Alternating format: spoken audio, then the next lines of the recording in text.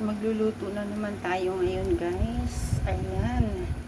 Maglagay ako ng konting mantika ng baboy. Yan ang ginagamit ko guys para masarap ang ating lutuin. Ayan.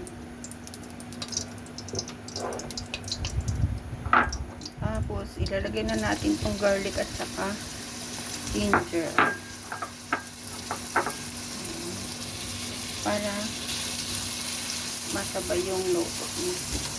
Halo-haluin lang natin guys. Halo-haluin lang. Tapos pag mag-brown na yan, maglagay tayo ng konting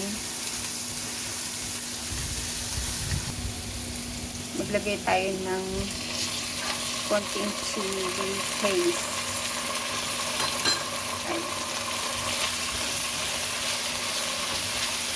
Ganyan lang yan guys. Tapos isunod na natin ilagay yung ating shredded meat. Shredded meat yan guys.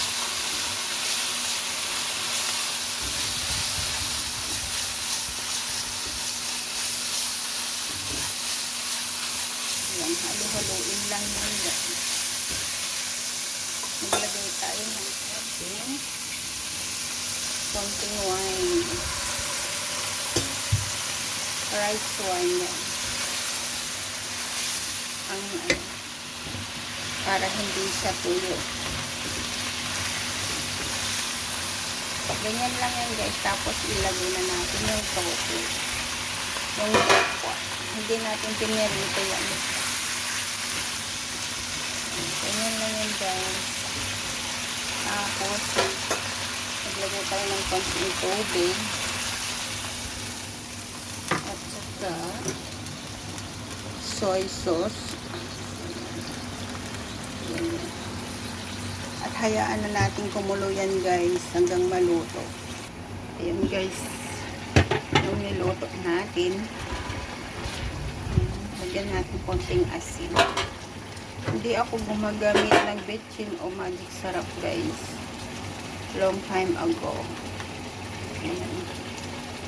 Asin lang yung ginagamit namin guys. Kaya ganyan lang ang luto namin.